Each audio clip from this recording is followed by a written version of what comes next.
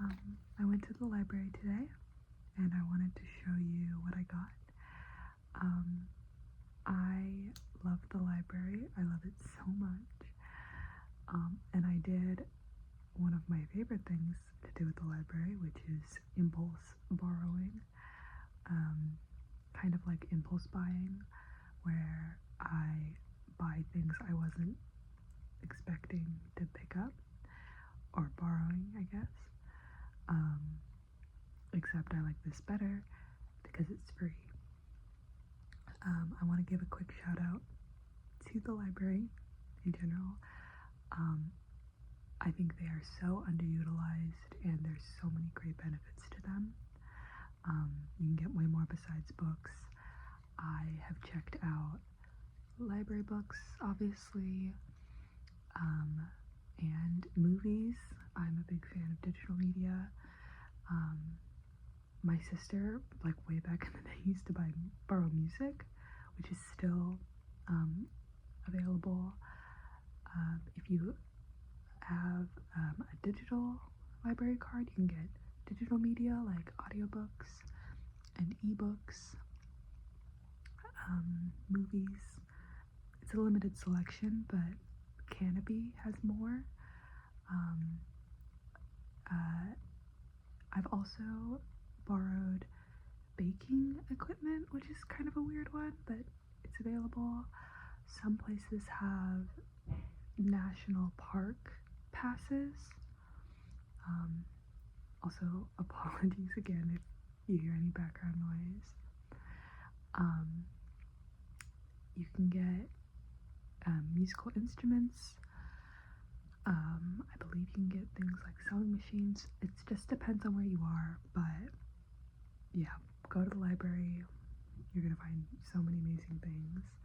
One of my favorite things at the moment is Libby, the library app, has magazines, and I can just read them on my iPad, which I really like.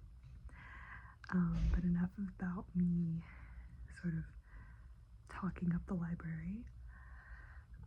Let's go through my stack.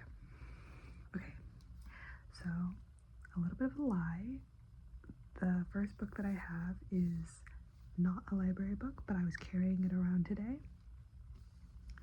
This is Bastard out of Carolina. Sorry. I don't know how YouTube feels about that word. This is by Dorothy Allison. I read it last year, and it was recommended to me by a tutor. It's really, really good. It's sad, but it's also very well written, and it talks about heavy subject matter in a way that is digestible and honest. So, I mean, it's just really amazing. It's an example of autofiction, which basically means that it's very close to Dorothy Allison's real life and experiences. It's an example of trauma literature, and it talks about a young girl growing up in the American South, with the struggles that she has with her mom and her new stepdad, who is emotionally and physically abusive. And I think I'm going to be writing about it sometime this year, which is why I wanted my own personal copy. I picked this up from the library. Oh, sorry. I picked this up from a local bookstore where I had some credit. Although the first time I did read this book, I borrowed it from the library. But I liked it so much I got my own copy. Okay, that's number one. Number two is John Reese Wide Sargasso Sea. Sargasso. Sargasso. I actually don't know how to pronounce that, so I'm really sorry. This is for my Caribbean literature class, and this is from the library. I really like the blue Penguin classics, and I almost like them better than the orange. I know that orange is what we associate with Penguin, but I like this, and I like having one picture that kind of signifies what the book is going to be about. I also think that book covers in general are really interesting because it really does take a lot to decide what a book is going to tell you. People know the adage, don't judge a book by its cover, but also, like, we have to. There are only so many books to read. One of my favorite practices is to look at one book, something like To the Lighthouse, or I don't know, what's another really famous classic, East of Eden, The Great Gatsby. Look at those covers in different moments of time and look at what people gravitate towards in terms of what they want to show on the cover. You know, for Gatsby, for example, is it, you know, the green light or Daisy or the house? What are the things that people associate? What do people think about? But anyway, yeah, so I don't know anything about this book, but I have to read it for class, so I picked it up. And you'll notice that's actually a theme for a lot of them.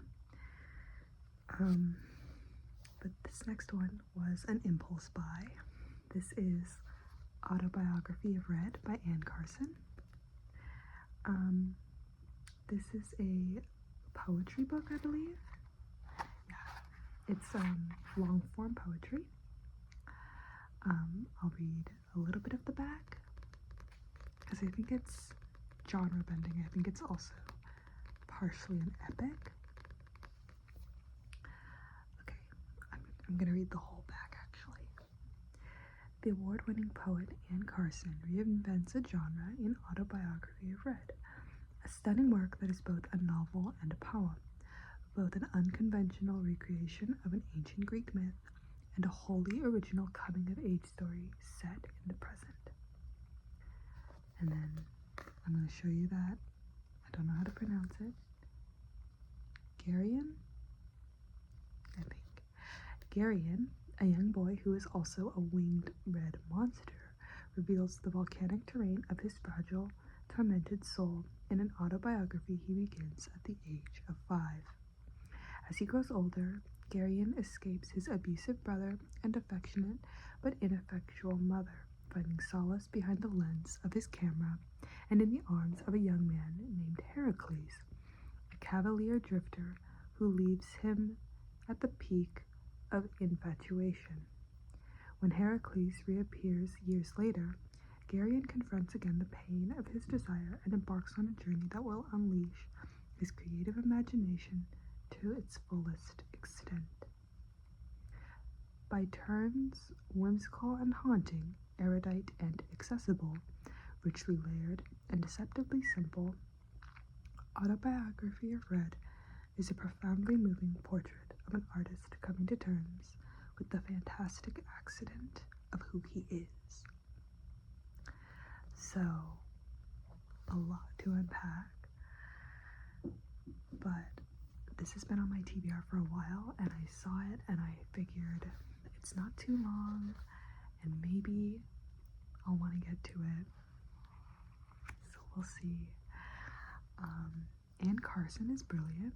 My friend wrote an essay on Knox, I believe, was also her, and she has a very interesting piece about genre and poetry and sound. Primarily that we think of epic as masculine and lyric as feminine. and that's a generalization, and she goes into way more detail, but that was something to think about. I highly recommend that essay if you have access to it, or if you're interested in that, even if you're not like a poetry fan. It's really, really interesting. Okay. Next up, we have, oh, this is a fun one. Circles of Sorrow, Lines of Struggle, the novels of Toni Morrison. I want to write about Toni Morrison this year.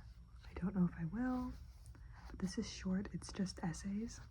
It's critical material. And I am looking forward to sort of seeing what other people have to say academically about Toni Morrison, because I love her. I have only read 2 works by her. I've read The Blue Sky and Beloved.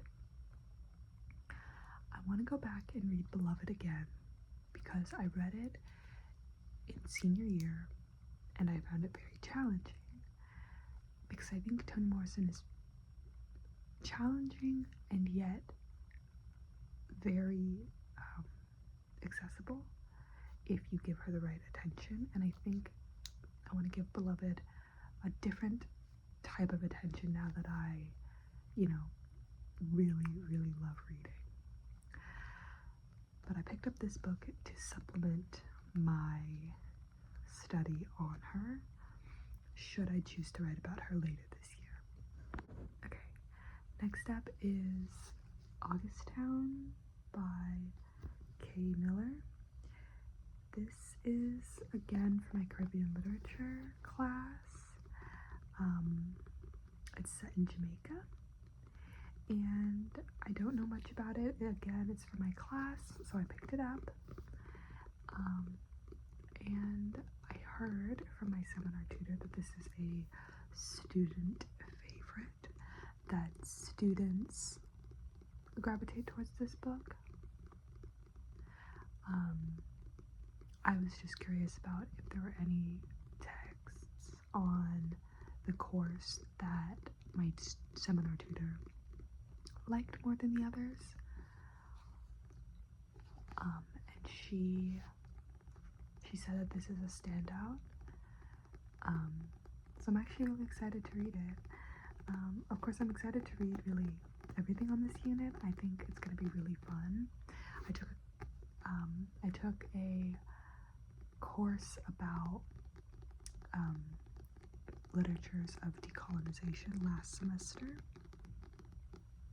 and then first year I took a different class also about post-colonial literature, and obviously books written in the Anglophone Caribbean, they are not necessarily all post-colonial or focus on the same issues, but there is some overlap, and I'm really excited about that.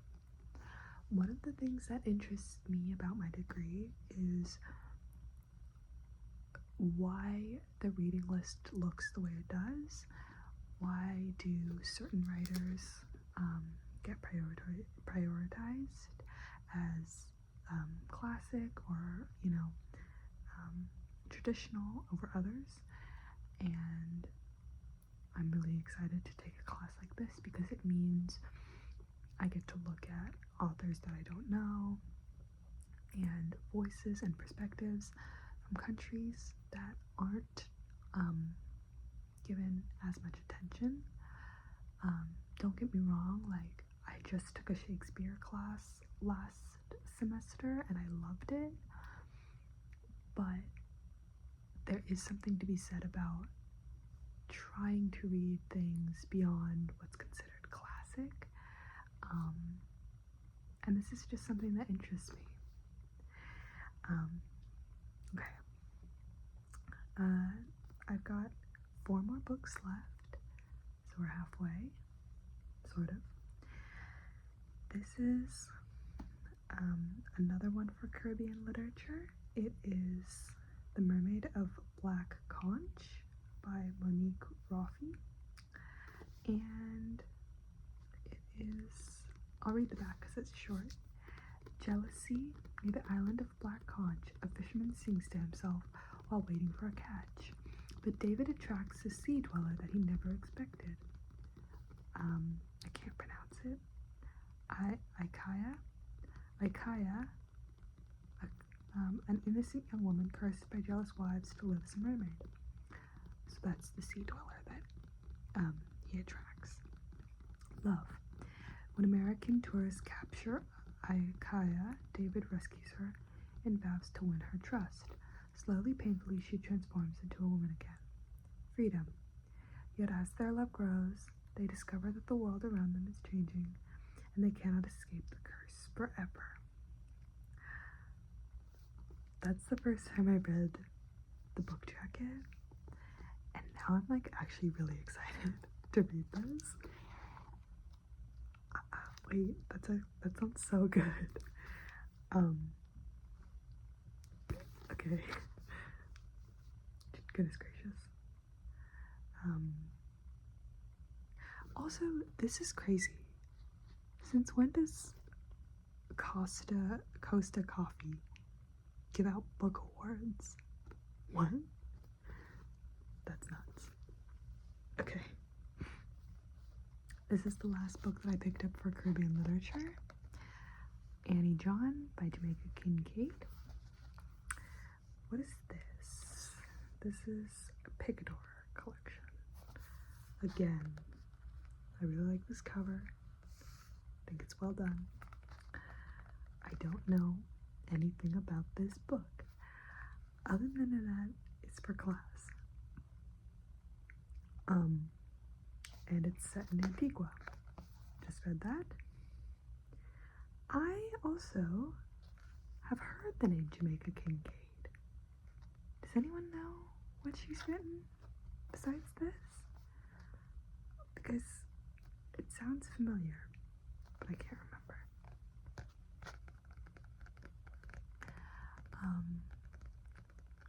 It's relatively short, which is good, but I will say,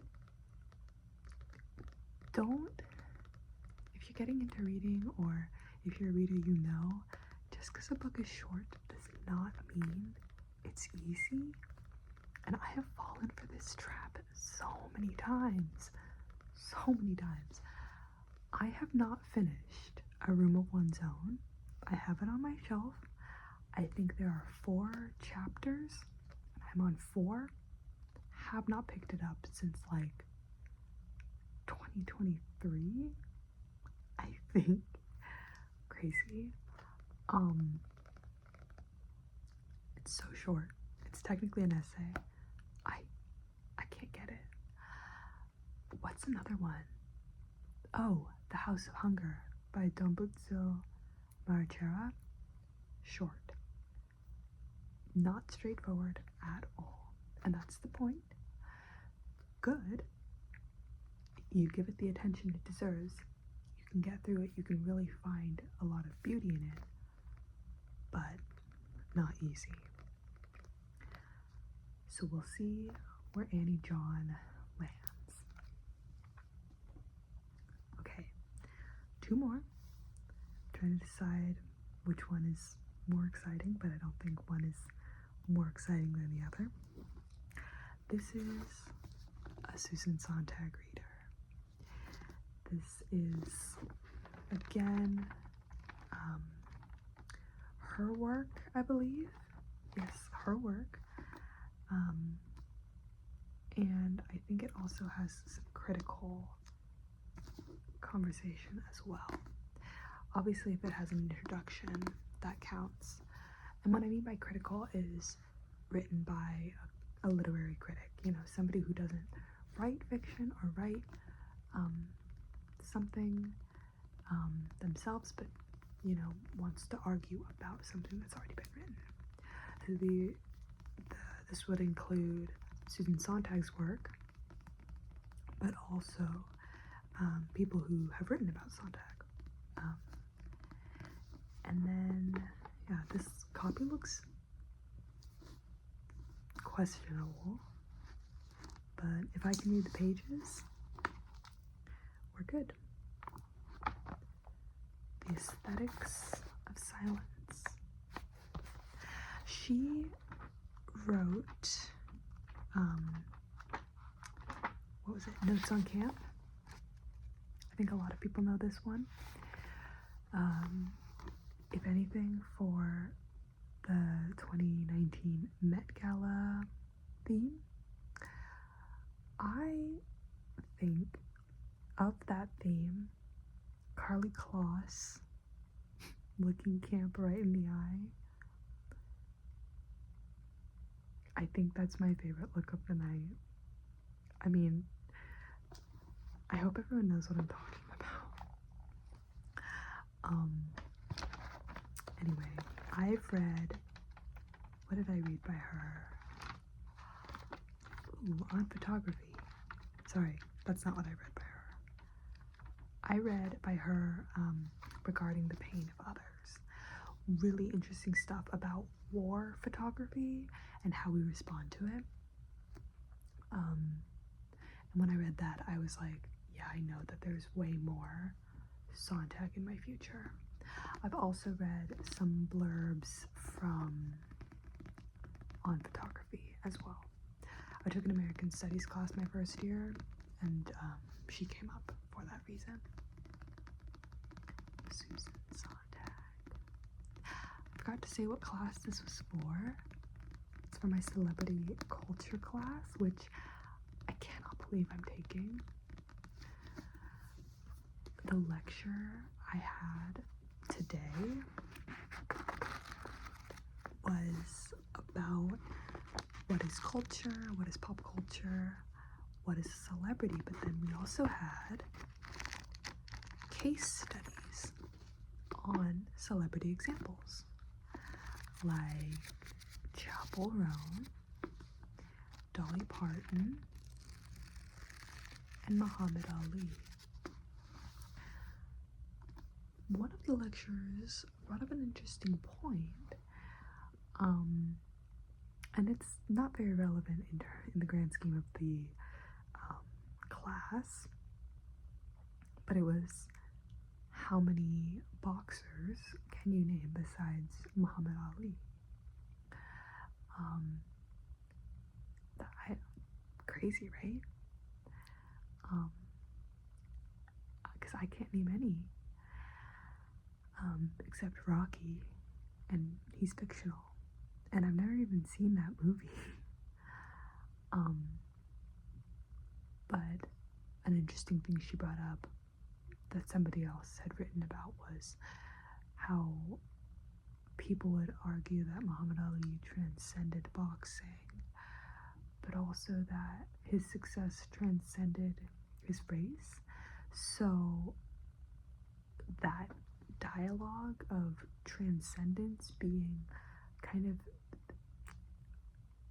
impressive to be in the mainstream when nobody really knows about boxing, but also very regressive and problematic because it's inappropriate and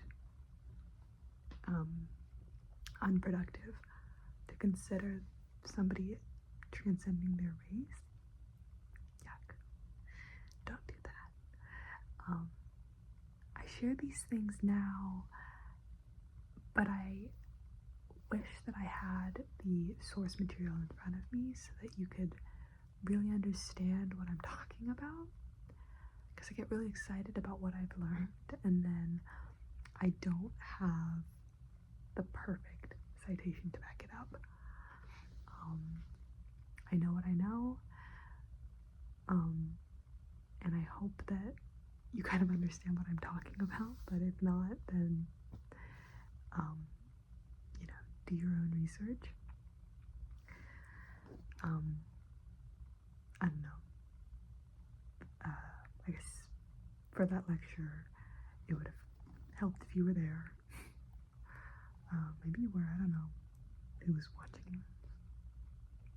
Okay. The last book, very short. This was sort of an impulse buy, but I kind of knew that I was gonna get it. 2 or 3 Things I Know for Sure by Dorothy Allison. This is Dorothy Allison's autobiography. It's nonfiction. It's a very short thing. I think it's less than 100 pages. I've read it before, but like I said, I'm reading Bastard, and I want to have this to supplement. This is really beautifully written as a nonfiction essay. And she kind of repeats that motif, sorry, not motive. Let's see if I can find it. And there's pictures. I forgot there was pictures. Remember when back in the day, like, the stories came with pictures? Back in the day, children's books have pictures. Adult books don't. You know what I'm trying to say.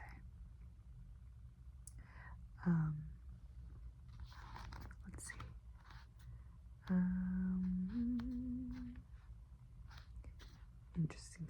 Interesting stuff. Okay. Let's see. 2 or 3 things I know for sure, and one of them is how long it takes to learn to love yourself. How long it took me, how much love I need now. I'm gonna read that again.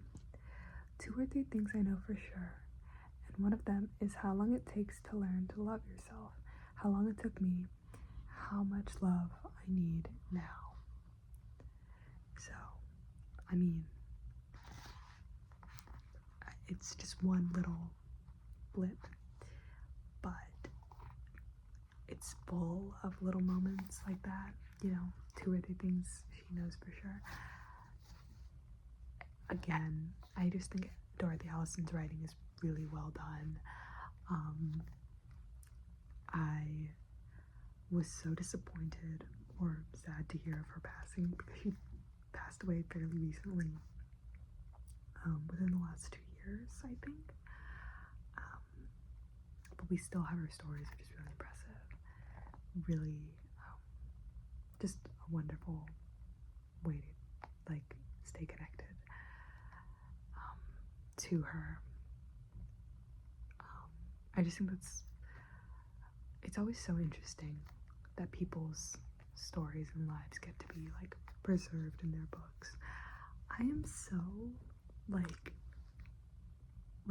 Hallmark card cheesy about, all of this stuff, but it's just, I love it. So, thank you for letting me ramble about books.